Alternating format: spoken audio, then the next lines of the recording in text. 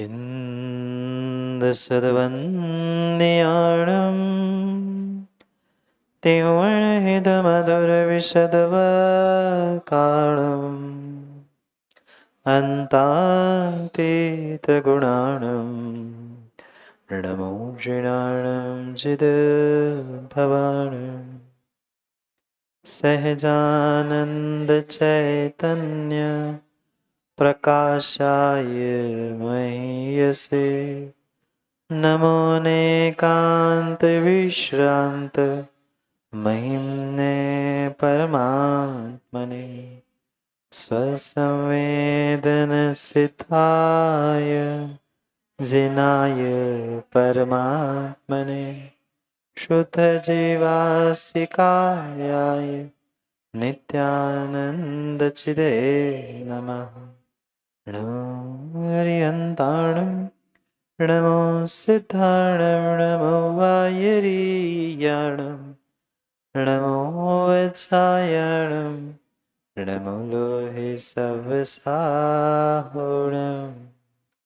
पंच परमेश्वरी भगवान की परम पूज्य आचार्य भगवान कुंद कुंद स्वामी की परम पूज्य आचार्य भगवान अमृतचंद्र स्वामी की परम पूज्य आचार्य भगवान जयसेन स्वामी की परम पूज्य आचार्य भगवान गुरुवर विशुद्ध सागर जी महाराज की अहिंसा में विश्व धर्म की।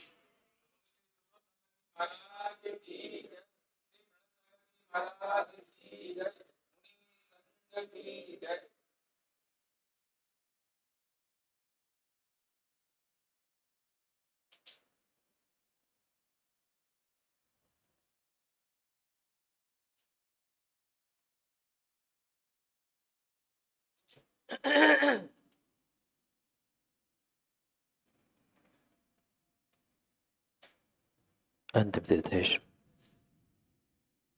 वर्तमान स्वामी के शासन में हमसे विराजते और उनकी यह पावन पीयूष देशना हम सभी के लिए परम उपकारी। उपकारमयी देशना को समझने के लिए जो 4 अनुयोगों की व्यवस्था थी, उन 4 अनुयोगों में महान अनुयोग द्रव्यानुयोग, और द्रव्यानुयोग के रहस्य को समझने के लिए हम सभी यहाँ पर पंचाशिकाय ग्रंथ का स्वाध्याय कर रहे थे। भव्यात्माओं, आचार्य प्रवर कुंद कुंद स्वामी ग्रंथराज पंचाशिकाय में हम सभी भव्यों के लिए 5 अस्तिकाय रूप उन विशेष द्रव्यों को समझा रहे थे जिनमें अस्तित्व और कायत्व ये दोनों गुण युगपत प्राप्त थे। इन 5 अस्तिकायों की इस श्रृंखला में सर्वप्रथम हमने उपादेय भूत जीवास्तिकाय, उसके स्वरूप, उसके कथन को समझने का प्रयास किया। तदुपरांत पुद्गल अस्तिकाय को, जो कि 4 भेद रूप था, उसको समझने का हमारा पुरुषार्थ चल रहा था। उसमें भी जो व्यवहार से पुद्गल है उसको हम समझ चुके थे स्कंध रूप, और जो निश्चय से परमाणु अविभागी एक प्रदेशी था, उस पुद्गल द्रव्य का यहाँ व्याख्यान चल रहा था।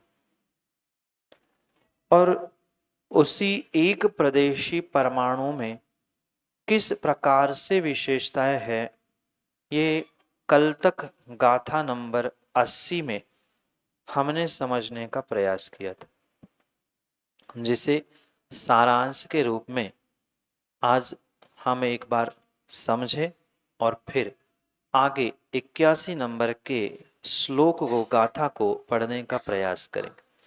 क्योंकि 81 नंबर की गाथा में भी भगवान कुंद कुंद स्वामी उसी परमाणु के ही विषय में समझा रहे हैं, जिसे गाथा नंबर 81 में नित्य सावयवी, न सावयवी आदि अनेक विशेषणों से कहा था। उसके सारांश को संक्षेप में समझे। कुछ लोगों ने लिखा होगा और नहीं लिखा तो लिखने का, और लिखा है तो व्यवस्थित करने का प्रयास करें। सबसे पहले आचार्य भगवान ने परमाणु को नित्य कहा था। जो परमाणु वास्तव में एक प्रदेश द्वारा, जो कि रूपादि गुण सामान्य होने पर भी या सामान्य वाला होने पर भी उसके द्वारा सदैव अविनाशी ही होने से नित्य है, अपने स्पर्श, रस, गंध, वर्ण आदि सामान्य गुणों से और एक प्रदेश से अविनाशी होने से नित्य है। दूसरा विशेषण कहा था, वह एक प्रदेश द्वारा उससे अभिन्न अस्तित्व वाले स्पर्श आदि गुणों को अवकाश देता है, इसलिए वह अनवकाशी नहीं है, न अनवकाशी। ये दूसरा विशेषण लिखा था। तीसरा विशेषण, वही एक प्रदेश के द्वारा द्वयणुक आदि या द्वि आदि, दो आदि प्रदेशों का अभाव होने से स्वयं ही आदि है, स्वयं ही मध्य है और स्वयं ही अंत है। इस कारण से वह सावकाशी नहीं है। गुणों को स्थान देने से अनवकाशी नहीं है और प्रदेशों को, एक से अधिक प्रदेशों को स्थान नहीं देता, इसलिए सावकाशी नहीं है। ये दो अपेक्षा।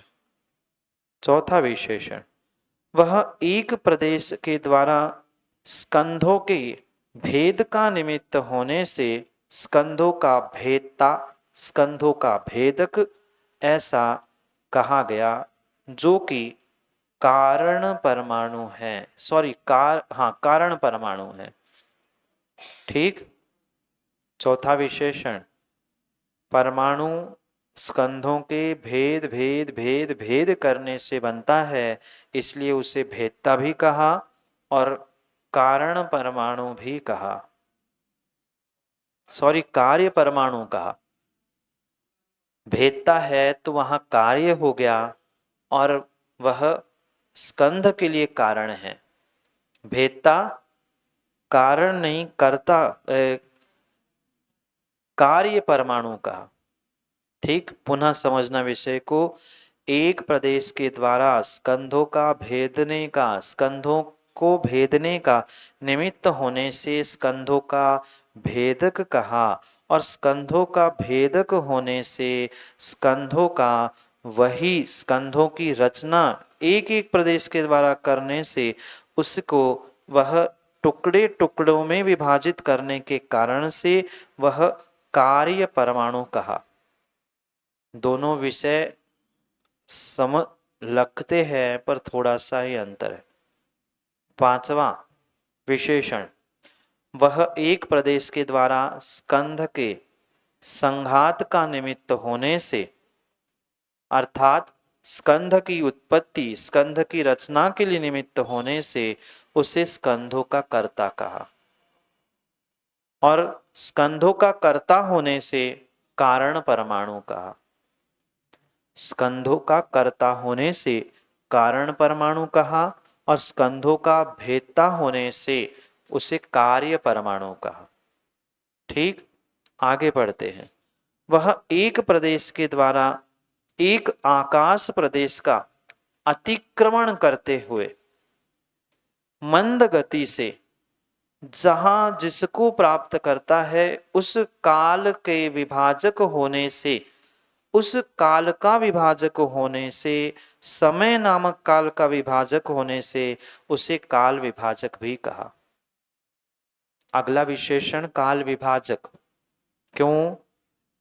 एक प्रदेश के द्वारा ही आकाश के एक प्रदेश का अतिक्रमण करते हुए मंद गति से जो दूसरे प्रदेश में जा रहा है, ये काल की सबसे छोटी इकाई, सबसे छोटा यूनिट समय, और इस समय को देने वाला होने से, इस समय को हम इसके अतिक्रमण से जानते हैं, इसलिए यह काल का भी विभाजक है।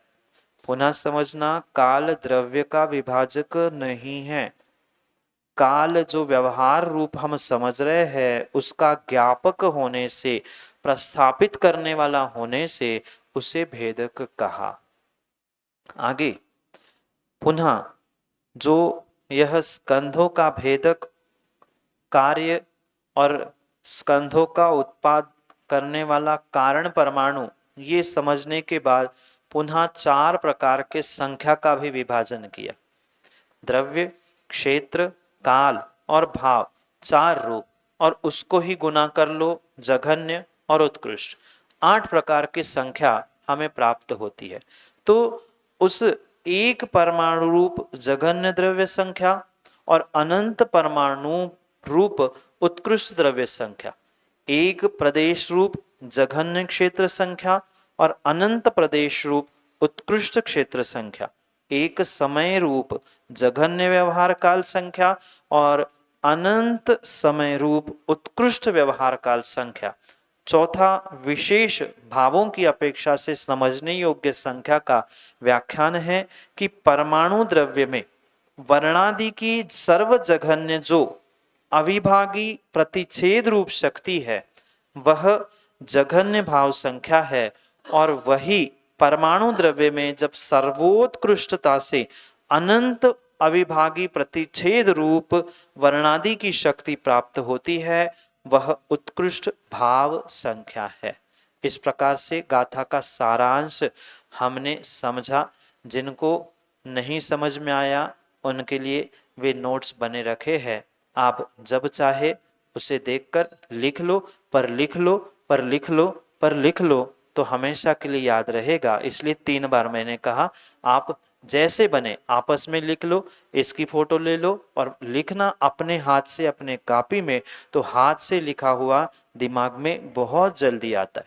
पहुंचते हैं गाथा नंबर 81 पर, जहां भगवान कुंद कुंद स्वामी इसी परमाणु का पुनः विशेष रूप से कथन करते हुए इस परमाणु द्रव्य के गुण पर्याय का व्याख्यान करते।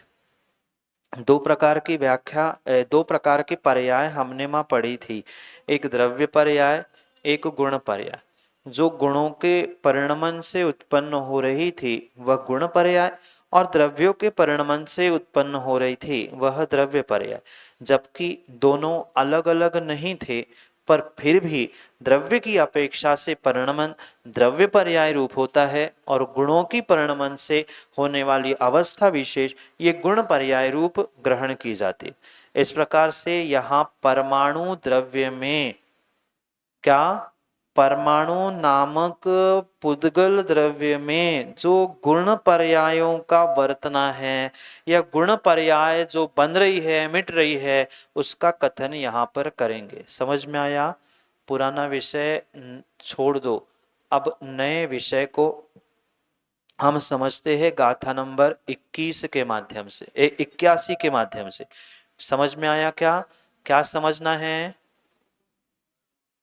परमाणु द्रव्य के जो गुण पर्याय रूप परिणमन चल रहा है उसको यहाँ पर कहा जाएगा। ठीक है। आचार्य भगवंत अमृतचंद स्वामी की टीका की पहली पंक्ति, जिसे गाथा के ऊपर आपको उत्थानिका के रूप में प्राप्त है आपके ग्रंथों में, उसे पढ़ते हैं। परमाणु द्रव्य गुण पर्याय वृत्ति प्ररूपण में तत् मिला, गाथा के ऊपर लिखा। परमाणु द्रव्य की गुण पर्याय रूप जो प्रवृत्ति चल रही है, परिणमन चल रहा है, उसका प्ररूपणम एतत्, यहाँ पर उसका प्ररूपण किया जाएगा। किसका? परमाणु रूपी द्रव्य का जो गुण पर्याय रूप परिणमन, यानी उनके गुणों का जो परिणमन चल रहा है, उसको यहाँ पर कहा जाएगा। गाथा नंबर 81 भगवान कुंद कुंद स्वामी पढ़ते हैं। ईर्ष्वन्न गंधम दोभासम सद कारणमसदम खंदंतरिदम दवम परमाणु तम व्याणि।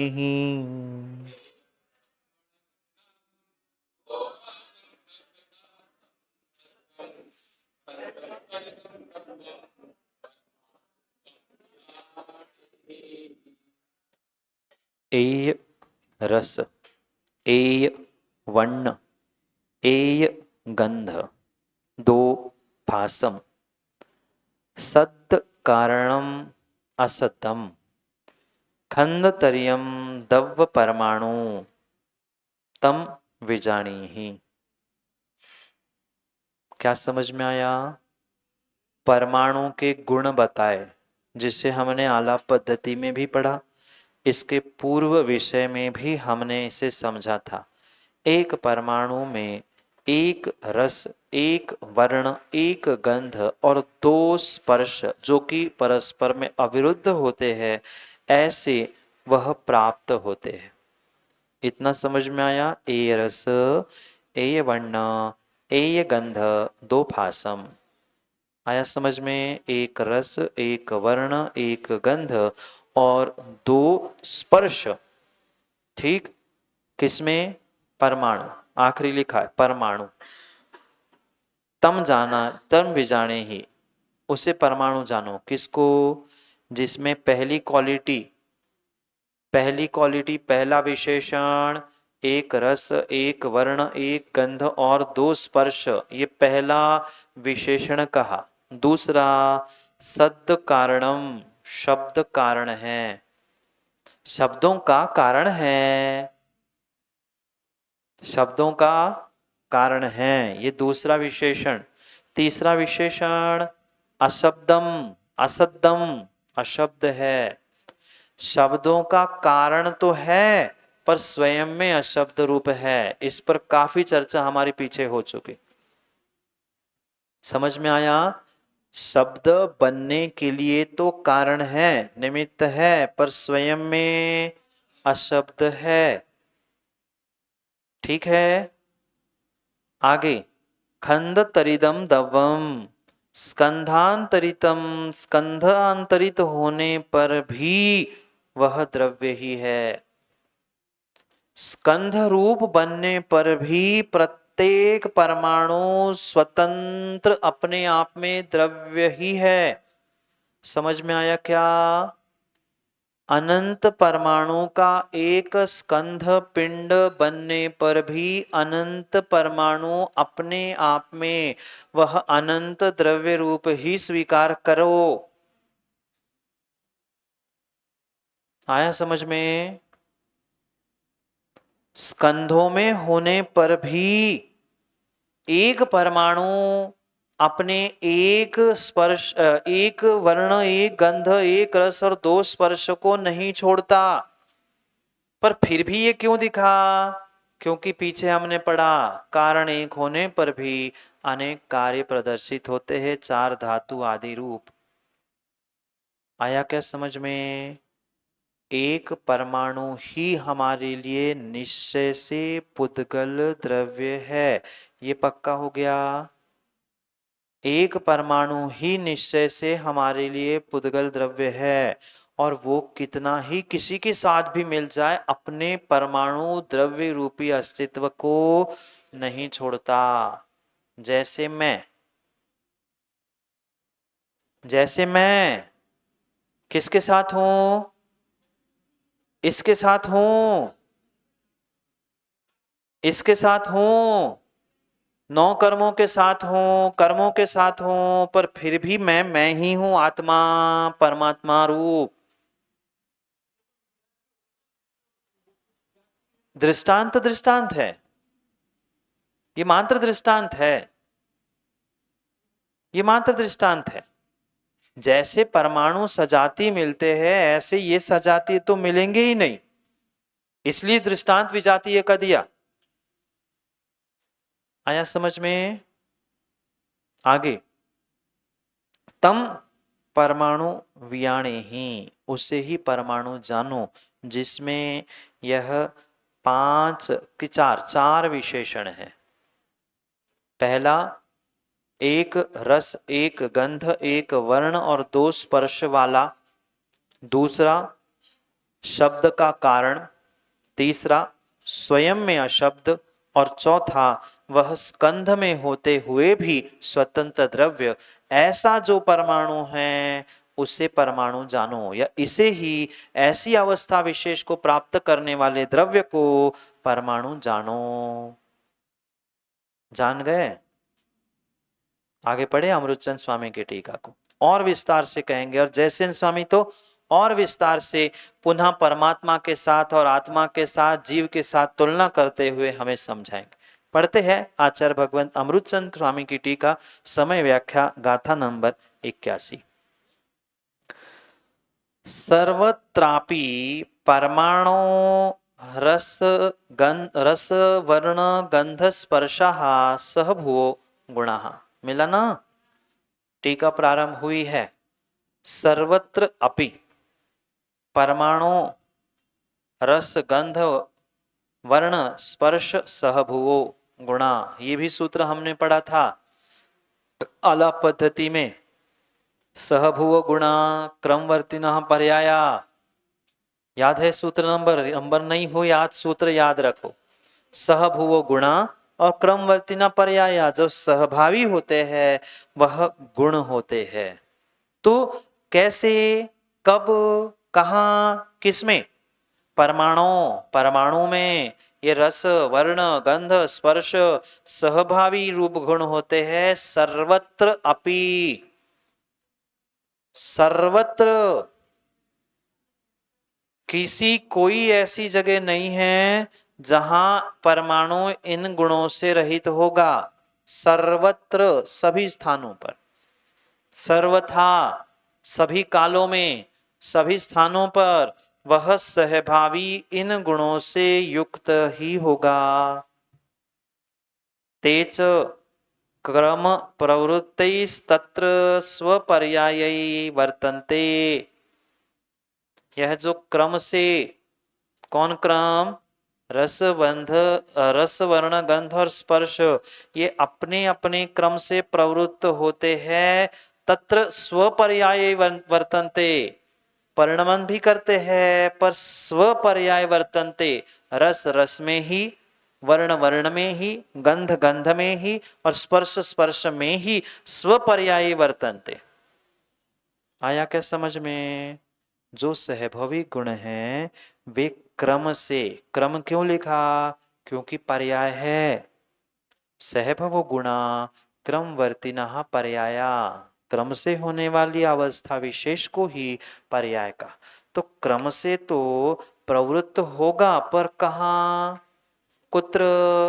तत्र स्वपर्यायी, कहाँ? वही जहां उनकी स्वयं की पर्याय परिणमन हो रही ना, वहीं पर वे क्रम से परिणमन करेंगे और उसे ही गुण पर्याय कहा।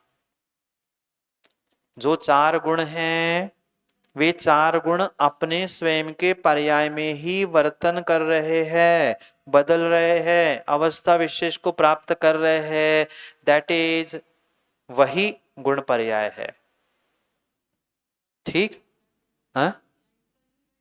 चाहे स्कंध बन जाए तो भी वे अपने ही में परिणमन कर रहे हैं, वे दूसरे में जाकर नहीं करेंगे। जैसे एक इंसान दूसरे के घर में झांकता है, इतने इतने नेक है बेचारे पुद्गल परमाणु, वे बिल्कुल चिपक के भी रहेंगे ना तो भी पड़ोसी को नहीं देखेंगे, और हम कितने किलोमीटर दूर रहे पर झांकेंगे दूसरे के घर में। ईमानदार है। वास्तव में इंसानों को बस कहा जाता है कि ईमानदार है, पर इंसानों से वे त्रियंश और ये पुद्गल द्रव्य ईमानदार लगते। कोई किसी में नहीं घुस रहा। हम ऐसे नहीं घुस रहे हैं, पर फिर भी दिमाग से, बुद्धि से, ज्ञान से और भावों से सब में जाते हैं। ठीक? तथा ही अब एक एक गुणों का व्याख्यान कर रहे। तथा ही पंचानाम रस पर्यायाणामन्यतन में नहीं के नहीं कदा रसो वर्तते। कितने रस होते हैं? 5।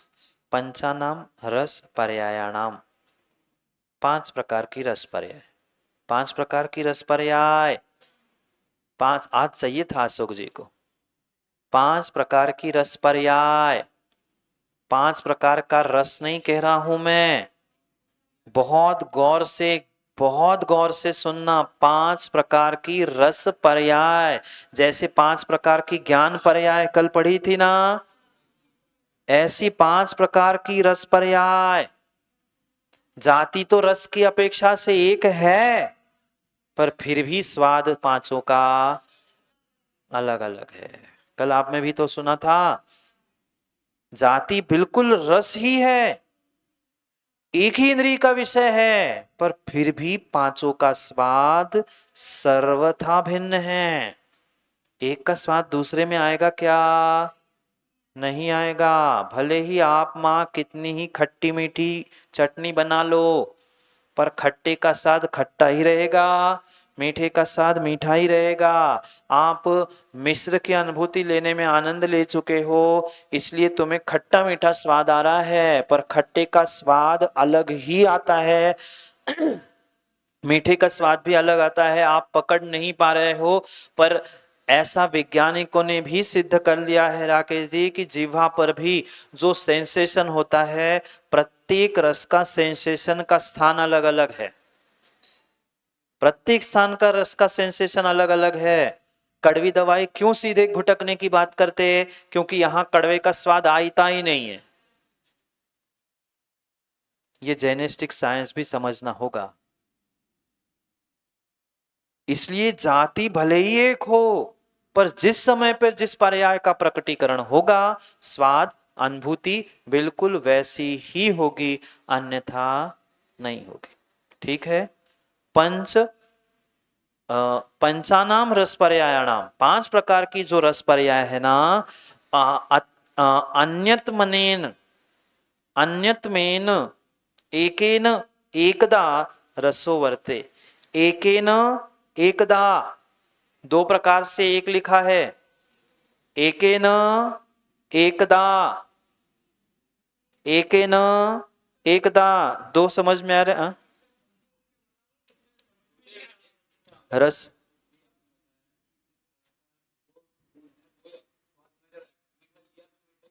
हाँ हाँ।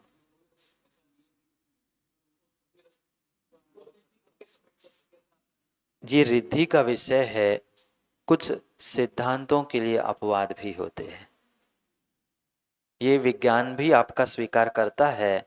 Every rule has an exception, प्रत्येक नियम का अपवाद है। तो वास्तविकता में वहाँ कोई रस नहीं आ रहा है, पर उनकी अनुभूति वो इतने इसमें लीन है कि उन्हें उसके रस में लेने में आनंद नहीं आ रहा है, वे रस ले नहीं रहे, चख नहीं रहे हैं, पर ये रिद्धि की महानता बताई जा रही है। पहली तो बात ये पंडित जी समझना, रिद्धिधारी मुनिराज कभी ऐसा करते नहीं। वे क्यों मकड़े की जाले पे तंतु पे चलेंगे? पर उनकी शक्ति बताई जा रही है कि वे अगर उसको प्राप्त करे, प्रकट करे और करना चाहे तो वो करते हैं, पर ऐसा वे स्वयं के लिए तो कभी आनंद लेने के लिए करते ही नहीं। जो रिद्धि कही गई है कि कुछ रूखा सूखा भी खाने पर क्षीरस्रावी रिद्धि, घृतस्रावी रिद्धि कही है, तो वहां कोई क्षीर टपक नहीं रहा, न घृत टपक रहा है, पर उनकी अनुभूति वैसी होती है। वे कभी अनुभूति करने का बुद्धि पूर्वक प्रयास नहीं करते। ये शक्ति रूप रिद्धियां बताई है। इसका मतलब ये मत कर लेना गोदा जी कल प्रणत सागर को पड़गान करके रूखा सूखा खिला देना और कहना महाराज घी का स्वाद ले लो। हैं? मैं बता रहा हूं, समझ में आया ना? नहीं तो देखो मैं कैसी रिद्धिधारी है कि नहीं है, सही में इनके पास कुछ है कि नहीं, ऐसा मत करना। पंचम काल में तो होती ही नहीं है, पर ऐसा वे कभी बुद्धिपूर्वक नहीं करते, वो तो सहजता से प्रकट होती है। ये सत्य समझे, जो रिद्धियों के लिए तपस्या करते हैं उनको जीवन में कभी रिद्धि सिद्धि नहीं होती, और जो सहज रूप से साधना तपस्या करते हैं उनको अनजाने में ही रिद्धियां प्रकट होती। ठीक। हम नहीं चलता, वही तो कह रहा हूं, उन्हें पता ही नहीं रहता, वह सहजता से प्रकट हो जाती है, जैसे विष्णु को है। हाँ हाँ, जीप पे टेस्ट। अलग अलग रखने की आवश्यकता नहीं है। हमारी जीभ तो बहुत छोटी है, ठीक है, तो आप कहीं भी खाओगे तो रस बन के तो कहीं ना कहीं खिसकेगा। वो इतना समय का सूक्ष्म परिणमन है कि आप अलग अलग पकड़ नहीं पा रहे हैं, पर जबकि केवली के ज्ञान में वह अलग अलग समझ में आ सकता है। हम तो छदमस्त है, तो छदमस्त के ज्ञान का विषय है ही नहीं है। युगपत वे सब कुछ इतना फास्ट हो रहा है एक समय दूसरे समय में, तो जिसका सेंसेशन जिसको जहां लेना है। अब माना कि आपने खट्टी मीठी चटनी खाई, तो खट्टी मीठी चटनी का आपको माना कि इधर हमें एग्जैक्ट अभी याद नहीं है, खट्टे का इधर स्वाद आ रहा है और मीठे का इस तरफ स्वाद आ रहा है, तो खट्टे मीठे का इधर इधर कभी स्वाद आ रहा है, तो जब मुख में चटनी जाएगी तो पहले आप इधर लोगे क्या, फिर इधर लोगे क्या, इतना समय नहीं रहता वहां। वहां तो मुख में गया सो तुरंत लार मिलते ही पूरे मुंह में फैल गया, और जैसे फैल गया जिसके परमाणु जहां पहुंच गए उसका वहां स्वाद आ गया, क्योंकि दोनों परमाणु वहां पे है। तो जितने मीठे के परमाणु इस तरफ पहुंचे उसका स्वाद लिया, और जितने खट्टे के परमाणु इधर पहुंचे उन्होंने उसका स्वाद ले लिया। तो इस प्रकार से ये कार्य होता है। समय इतना सूक्ष्म है, उतने में मतलब मैं जितने में कह रहा हूं ना उतने में तो पच भी जाए, इतना फास्ट काम है, हैं? साइंस ने, हाँ, बस 5,000 तक ही पहुंच पाए। हाँ, वे अभी 5,000 तक वे तो पहुंचते जाएंगे, और सूक्ष्मता में सब कुछ हमारे पास पहले से लिखा है। आओ, पंचानाम रस पर्यायाणाम, रस पर्यायाणाम अन्यतमेन, अन्यतमेन एकेन एकदा रसो वर्तते। दो बार एकेन और एकदा, दोनों एक एक शब्द है पर दोनों का अर्थ अलग अलग है। एकदा यानी ये कालवाची है, एकदा सर्वदा, सर्वदा मतलब सभी कालों में, और एक काल में एकदा, समझ में आया, कालवाची एकदा, एकदा ये कालवाची है। एक समय, एक समय में क्या होता है, 5 रस पर्यायों में से एक समय में कोई एक रस पर्याय सहित ही वर्तता है। क्या समझ में आया? एके न, एकदा, एक समय में एक रस पर्याय सहित ही रस वर्तता है। परमाणु का ही विषय चल रहा है। परमाणु का जो रस गुण है, वह रस गुण एक समय में एक रस रूप ही होता है। ये समझने जैसा विषय है। जब परमाणु एक रस में एक समय में परिणता है, तो गोधा जी को मति श्रुत ज्ञान में केवल ज्ञान की अनुभूति कैसे हो रही है अंशों में? आया क्या समझ में? 5 रस गुणों में से एक समय में कोई एक, कोई एक, एक अगर रस हमने ग्रहण किया मीठा मधुर, तो मधुर मधुर में ही एक समय में परिणत होगा। दूसरे समय में क्या होगा उसका भिन्न विषय है, पर उस समय में वह एक रूप होगा। एक समय में एक रस सहित ही वर्तता है। आया क्या समझ में? 5 रसों में से 5 रस कभी भी नहीं होंगे, एक समय में तो होंगे ही नहीं। और परमाणु में तो वह वर्तन भी होगा, बदलेगा भी, तो भी एक में ही, दूसरे में नहीं। आगे पढ़ते हैं। पंचानाम वर्ण पर्यायणा, वर्ण पर्यायणा मन्यत मेने के ने कदा वर्णो वर्तते। सेम वही 5 वर्ण, 5 वर्ण पर्यायों में से एक समय में किसी एक वर्ण पर्याय सहित ही वह वर्ण वर्तता है। एक ही वर्ण में एक समय में वर्ण वर्तन करता है, परिणमन करता है। ठीक है, आगे पंचानाम हो गया। उभयोर, उभयोर गंध पर्यायो रण्यतरेणे नेके नेकदा गंधो वर्तते। क्या कहा? उभय उभयः गंध पर्यायेण पर्यायोः अंतरेण एकेन एकदा गंधो वर्तते। एकेन एकदा, एक में ही, एक समय में एक गंध में रूप ही एक गंधरस वर्णता है, परिणमन करता है।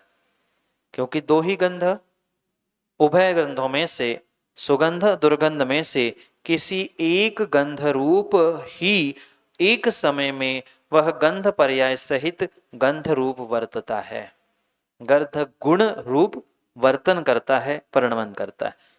आगे, चतुर्णाम शीत स्निग्ध शीत रुक्ष उष्ण स्निग्ध उष्ण रुक्ष रूपाणाम स्पर्श पर्याय द्वंद्वानां मन्यत मनेनेकेनेकदा स्पर्शो वर्तते।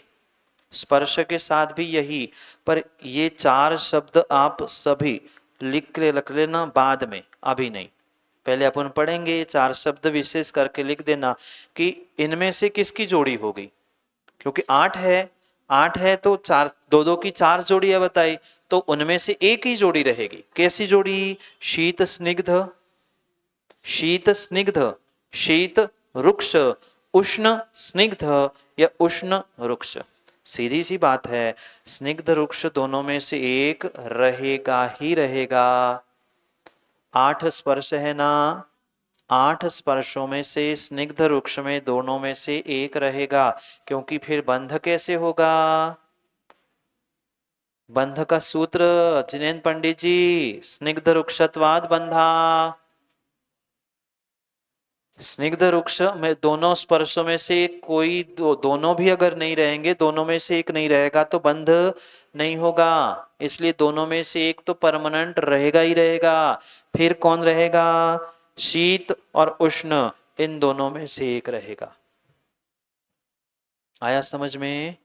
शीत उष्ण में से दोनों रहेगा और स्निग्ध रुक्ष में से दोनों में से एक रहेगा। बाकी चार का कोई विकल्प नहीं है, बाकी का विकल्प नहीं है। हो भी सकते होंगे कब? जब वह स्कंध रूप होगा, तो परमाणु में इन चारों में से कोई चार स्पर्श पर्याय के युगलों में, क्या लिखा, कहा गया, हाँ, चतुर्नाम, इन चार रुक्ष रूपाणाम, इन रूपों में से स्पर्श पर्याय द्वंद्वानाम, दोनों दोनों मतलब दो दो की जो एक जोड़ी बनाई, उन दो, क्या हुआ, उन दोनों में कोई एक समय में कोई एक में ही परिणमन होगा। मतलब एक जोड़ी में ही परिणमन होगा। एक समय में एक युगल में ही परिणमन होगा। युगल समझ रहे ना? जोड़ी, जो जोड़ी होगी उसमें एक समय में होगा, पर एक ही युगल में होगा। एक ही युगल में होगा, दूसरे युगल रूप नहीं होगा। एक ही युगल में उनका स्पर्श वर्तता है। ठीक। एवं एव मय मुक्त गुणवृत्ति ही परमाणु शब्द स्कंध परिणति शक्ति स्वभावात शब्द कारणम। आया समझ में? एवं अयम उक्त गुणवृत्ति है। पुनः पढ़ता हूं। एवं अयम उक्त गुणवृत्ति ही परमाणु शब्द स्कंध परिणति शक्ति स्वभावात शब्द कारण, शब्द का कारण है। क्यों है? तो जो एवं इस प्रकार से, अयम यह, उक्त गुणवृत्ति, इस प्रकार से ये जो गुण कहे, कौन से? चार, एक एक एक और दो, इन गुणों में जो वृत्ति कर रहा है, परिणति कर रहा है, बदल रहा है, ऐसा परमाणु शब्द स्कंध परिणति शक्ति स्वभावात, शब्द रूपी स्कंध या शब्द स्कंध, ये पढ़ा है हमने। भाषा वर्गणाएं हैं दो प्रकार की, वह बाहर का निमित्त मिलता है और वैसे वे शब्द रूप हो जाते हैं, तो उसके लिए कौन कारण है? शब्द। शब्द के लिए कौन कारण है? ये परमाणु। शब्द, स्कंध, परिणति, शक्ति। शक्ति तो परमाणु में है और शक्ति से ही वह अभिव्यक्ति होगी, इसलिए शब्द कारण, शब्द का कारण कहा। समझ में आया? सद्द कारण, गाथा में सद्द कारणम, शब्द का कारण का। आगे कहते, एक प्रदेशत्वेन शब्द पर्याय परिणति वृत्य भावाद शब्दाः।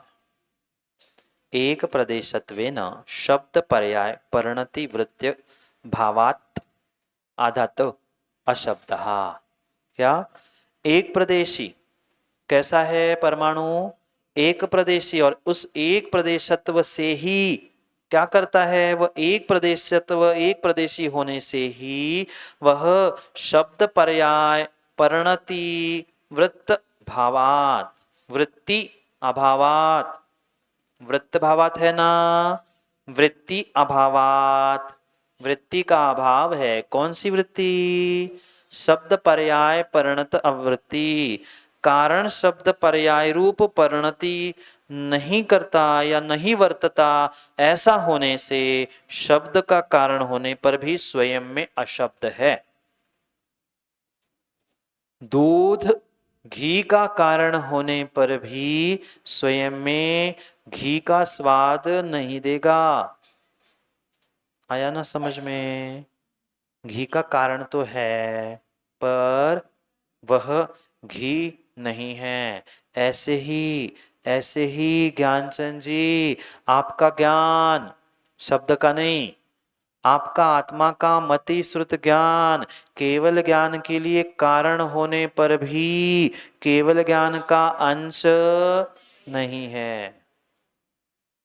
आया क्या समझ में? परमाणु शब्द का कारण होने पर भी स्वयं में अशब्द है।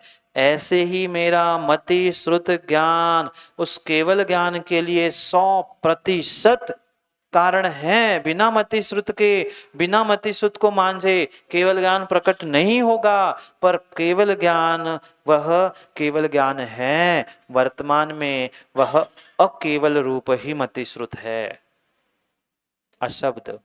आया समझ में? परमाणु शब्द का कारण होने पर भी स्वयं में वह शब्द नहीं होने से अशब्द है। ठीक, आगे पढ़ते हैं। स्निग्ध रुक्षत्व प्रत्यय बंध वशादनेक परमाण्वेकत्व परिणति रूप स्कंधांतरितोपि स्वभाव मपरित्यजनुत्पात संख्यत्वादेकमेक द्रव्यमिति। आखिरी विशेषण क्या? स्निग्ध रुक्षत्व प्रत्यय बंधवशात, बंधवशात अनेक, शब्द समझना, वसात अनेक परमाणु एकत्व परिणति रूप स्कंधांतरः अपि स्वभावम अपरित्यजन नुत्पाद संख्यत्वात् एक एव द्रव्यम इति। संधि का विच्छेद आया क्या? कि फिर से पढ़ूं? स्निग्ध रुक्षत्व प्रत्यय बंध वसात आधात अनेक परमाणु एकत्व परिणति रूप स्कंधांतरः अपि स्वभावम अपरित्यजन नुत्पाद संख्यत्वात् एक एकम एव द्रव्यम इति। अब अर्थ, स्निग्ध रुक्षत्व प्रत्यय जिससे बंध होता है, बंध किससे हुआ? स्निग्ध रुक्षत्व रूपी दो प्रत्यय होंगे तभी वह बंध के वसात वह परमाणु, अनेक परमाणु एकत्व रूप परिणति, अनेक परमाणु वह स्निग्ध रुक्ष प्रत्यय के कारण से, बंध के कारण से वह एक रूप स्कंध बनते हैं, फिर भी, अपि फिर भी क्या हुआ, स्वभावम अपरित्यज्य, परित्यज्य का अर्थ क्या, छोड़ना, और अपरित्यज्य नहीं छोड़ना, स्वभाव को अपरित्यजन ना छोड़ने से नुत्पाद संख्यत्वाद, वह संख्यत्वाद संख्यात होने पर भी एकम एव द्रव्यम इति, वह द्रव्य एक ही है। कौन, स्वयं में परमाणु एक ही द्रव्य है। आया क्या समझ में। अनेक नुत्पाद, आधा न पीछे पढ़ेंगे, न का परित्यजत, अपरित्यजत ना छोड़ने से, ऐसा वहां अपरित्यजत आधा त और आगे का नुत्पाद, वो न और ता मिला के नुत डबल न हो गया तो नुत्पाद है, ठीक, नहीं पढ़ेंगे। बंद होने से अनेक परमाणुओं की एकत्व परिणति रूप स्कंध के भीतर रहते हुए भी, स्कंध में रहेगा ना, स्कंध अंतर स्कंध अंतरितोपि, स्कंधांतरोपि नहीं लिखा, स्कंध अंतर अंतरितोपि, अंदर में होने पर भी, स्कंद के भीतर रहने पर भी, स्कंध के भीतर रहने पर भी स्वभाव को ना छोड़ता हुआ संख्या को प्राप्त होने से अकेला ही द्रव्य है, हैं? प्राप्त प्राप्त प्राप्त, वह अपरित्यज, त्याग किए बिना वह प्राप्त होता है, किसको, संख्यात को, संख्या को प्राप्त होने पर भी वह अकेला ही द्रव्य है। आया क्या समझ में। नहीं आया समझ में, जयसेन स्वामी समझाएंगे, जयसेन स्वामी समझाएंगे, उनकी अपेक्षा से समझते। गाथा नंबर 81, आचार्य जयसेन स्वामी, तात्पर्य वृत्ति टीका, उत्थानिका। अथ परमाणु द्रव्ये गुण पर्याय स्वरूपम कथयते, मिला क्या, लाइन के नीचे, अथ परमाणु द्रव्ये गुण पर्याय स्वरूपम कथयति, अब परमाणु द्रव्य का गुण पर्याय स्वरूप कथन करते हैं, ठीक। मूल टीका, तात्पर्यवृत्ति जयसेन स्वामी।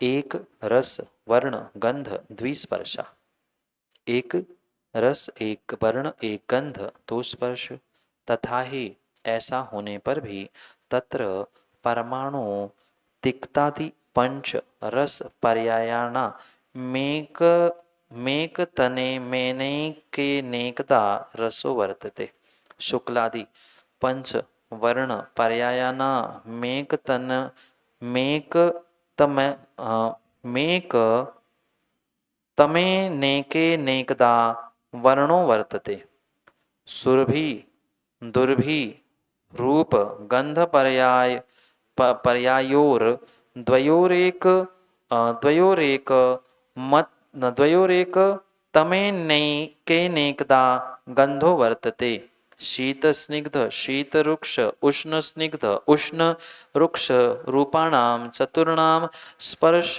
पर्याय द्वंद्वानां मेक तने मेक त मेकत मेनैके नेकदा स्पर्शो वर्तते। छोटा सा वाक्य पर इसे हम समझ चुके। हम वो पढ़ने में ऐसा पढ़ना पड़ेगा, उससे जब संधि का विच्छेद करेंगे तो व्यवस्थित पढ़ना पड़ेगा। मेक कहाँ गया,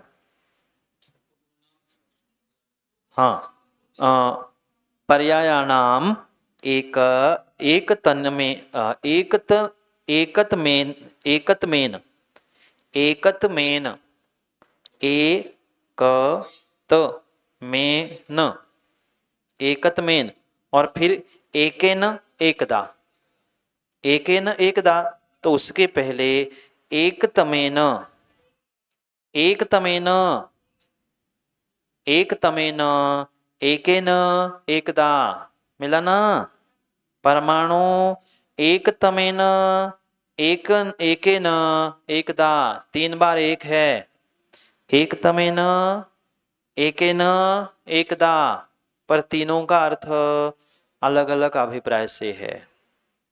ठीक, एक गुण एक में ही एक समय में वर्तन करता है। पुनः तत्र परमाणु, उस वह वहां परमाणु क्या करता है? तिक्तादि पंच, यहाँ एक शब्द बस विशेष जोड़ दिया, तिक्तादि 5 रस पर्यायों में से एक समय में एक ही उस रस में वर्तन करता है।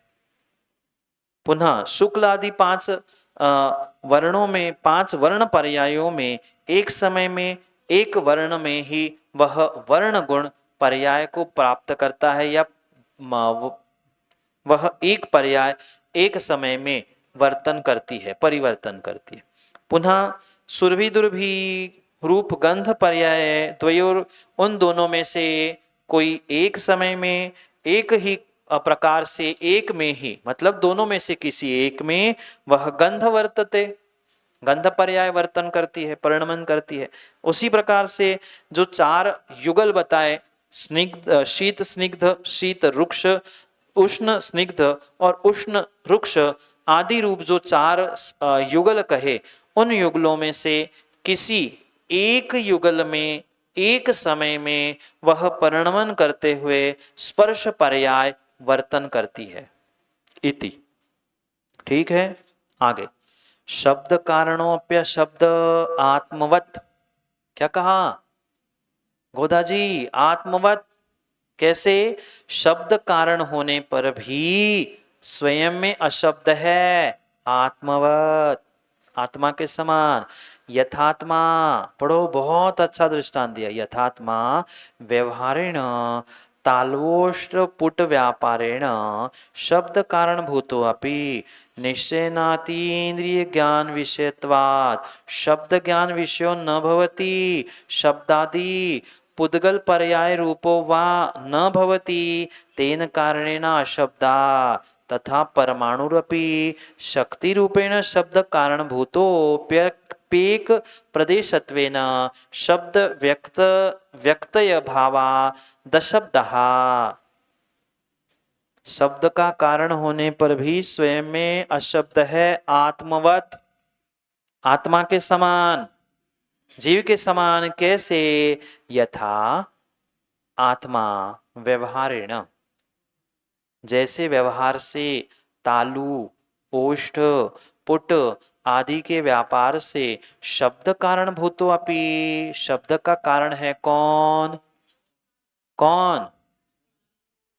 अरे आत्मा, दृष्टांत आत्मा का दे रहा है। जैसे आत्मा व्यवहार से तालु, ओष्ठ आदि के सहायता से वह कहने के लिए शब्द का कारण तो बन रहा है, पर अनुभूति का,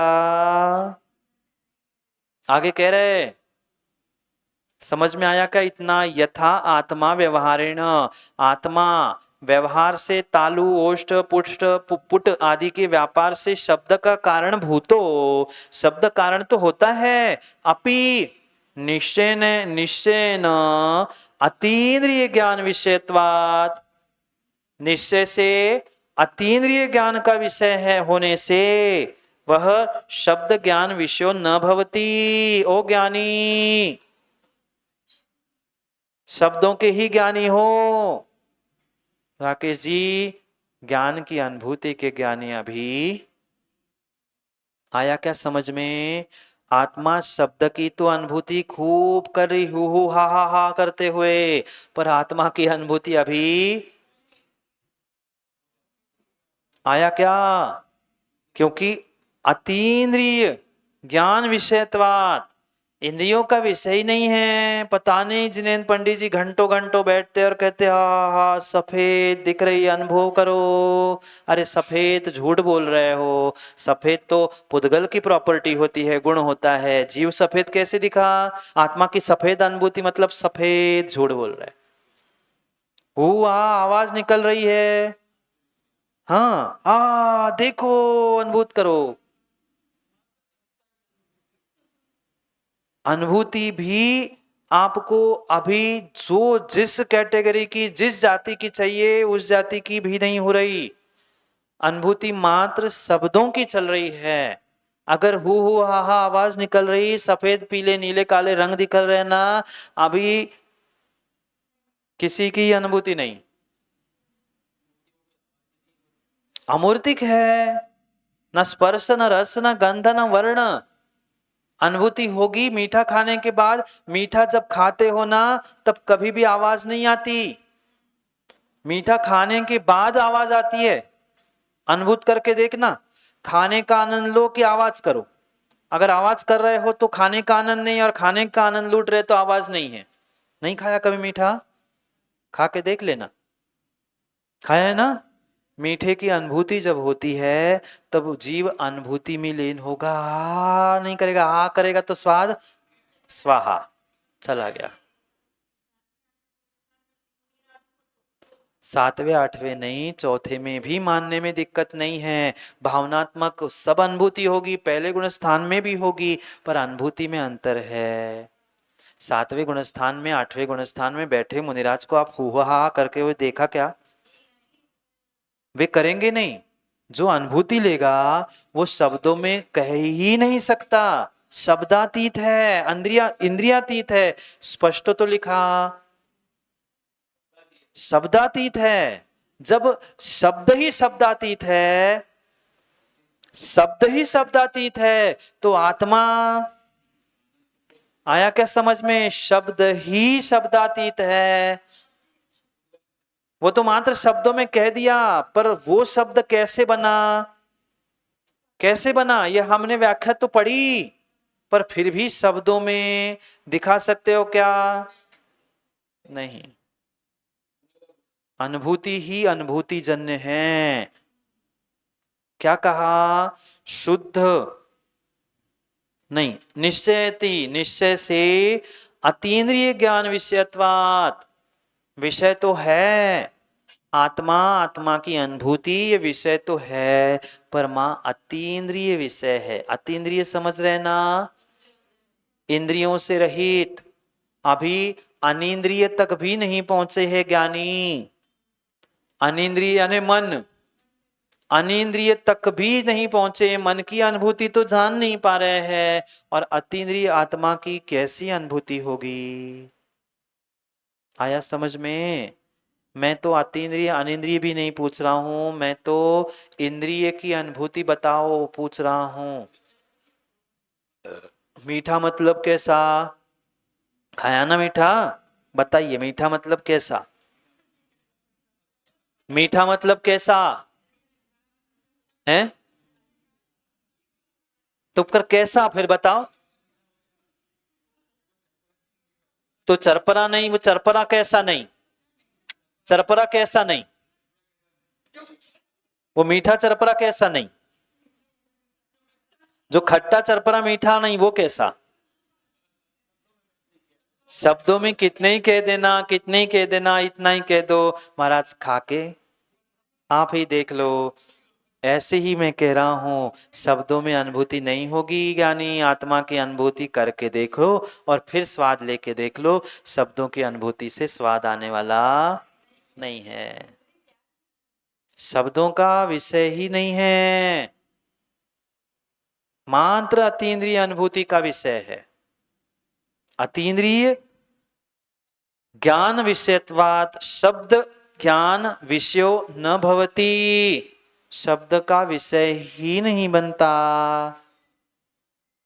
शब्द का विषय ही नहीं बनता। शब्दादि पुद्गल पर्याय रूपो वा न भवति। दूसरी अपेक्षा से भी कहा कि वह शब्द आदि की पुद्गल पर्याय रूप भी आत्मा नहीं है। आत्मा अभी दृष्टांत ही चल रहा है, आत्मा का ही वर्णन चल रहा है कि तालु ओष्ठ से व्यापार से उत्पन्न होने पर भी वह निश्चय से अतीन्द्रिय ज्ञान का विषय का कारण शब्द ज्ञान का नहीं होने पर भी वह दूसरी अपेक्षा से भी कह रहे हैं कि शब्दादि पुद्गल पर्याय रूप नहीं होता। कौन? आत्मा। आत्मा शब्द के पर्याय रूप हो नहीं सकता। आया क्या समझ में? शब्द भी नहीं समझो, आत्मा भी नहीं समझो, रसना का विषय भी, और मात्र रसना का नहीं, पांचों इंद्रियों के विषय जो जो आप अनुभूत करते हो वो शब्दों का विषय नहीं बनता, तो फिर आत्मा की अनुभूति कैसे शब्दों का विषय बनेगी और कैसे अंशों अंशों में मिलेगी? अंशों अंशों में नहीं होगी।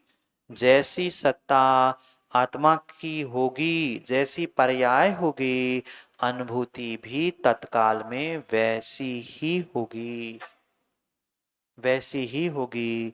मति श्रुत में केवल ज्ञान की अनुभूति जाति एक होने पर भी नहीं होती,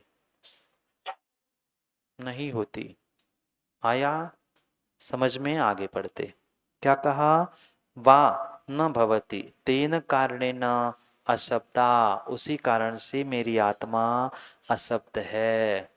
अरसरुगंधम अवत्तवम चेदना गुणमसद्दम जानालिगहणम जीवमजित संठाणम। कुंद कुंद भगवान ही कह रहे, अरस, अरु, अगंध, अवर्ण, शब्दातीत सब व्यवस्था है, कोई कोई उसको बंधन ही नहीं है। ऐसा जान अलिंग गहनम, ये जानो तो पर उसका कोई भी लिंग नहीं है। अलिंग गहनम, ये सब लिंग गहन है, लिंग चिन्ह दिख रहे हैं पर उसका कोई लिंग नहीं है, पर फिर भी ग्रहण करने योग्य है, अतीन्द्रिय अलिंग गहनम। आगे पढ़ते हैं तथा, ये तो दृष्टांत हुआ, अभी दृष्टांत में पहुंचते हैं। तथा परमाणु अपि शक्ति रूपेण शब्द कारणभूतो, परमाणु शक्ति की अपेक्षा से शक्ति रूप से शब्द का कारणभूत तो है, अपि एक प्रदेशत्वेन, एक प्रदेशत्व की अपेक्षा से शब्द व्यक्ति अभावात अशब्दः, शक्ति की अभिव्यक्ति नहीं है, इसलिए वर्तमान में परमाणु अशब्द है। समझ में आया? शब्द का कारण होने पर भी एक प्रदेशत्व के कारण से शब्द वर्तमान में अव्यक्त है या व्यक्ति का अभाव है। शब्द की अभिव्यक्ति का अभाव होने से अशब्द अशब्द है। यमेव मुक्त वर्णादि गुण शब्दादि पर्याय वृत्ति विशिष्ट स्कंधांतरितम द्रव्य रूप स्कंध परमाणु विजानि ही परमात्मा वदेव। अंतिम लाइन इस पैराग्राफ की, यम यमेव यमेवं उक्त वर्णादि गुण शब्दादि पर्याय वृत्ति, इस प्रकार से जो ऊपर गुण कहे वर्ण आदि, उन गुण का शब्दादि पर्याय की वृत्ति रूप विशिष्ट स्कंध अंतरितम, स्कंध में पहुंचने पर भी द्रव्य रूप स्कंध परमाणु विजानी ही परमात्म परमात्मवत एव, देव नहीं, एव परमात्मा के समान। किसके समान? परमात्मा के समान। ये दृष्टांत दिया किसको समझाने के लिए?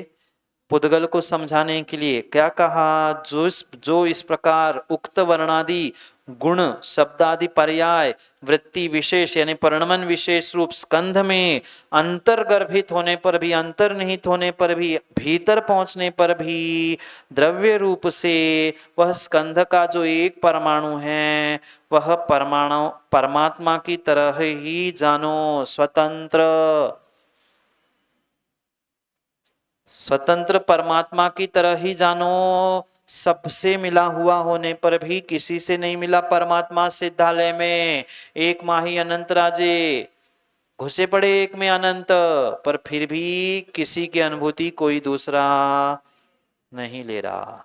परमात्मावत कैसे? परमात्मा देव आगे कहते हैं तद्यथा यथा परमात्मा व्यवहारेण द्रव्य भाव रूप कर्म स्कंधांतर्गतोपि निश्चयेन शुद्ध बुद्ध एक स्वभाव एव तथा परमाणुरपि व्यवहारेण स्कंधांतर्गतोपि निश्चयेन स्कंध बहिर्भूत शुद्ध द्रव्य रूप एव। समय हो गया इसलिए जल्दी पढ़ दिया।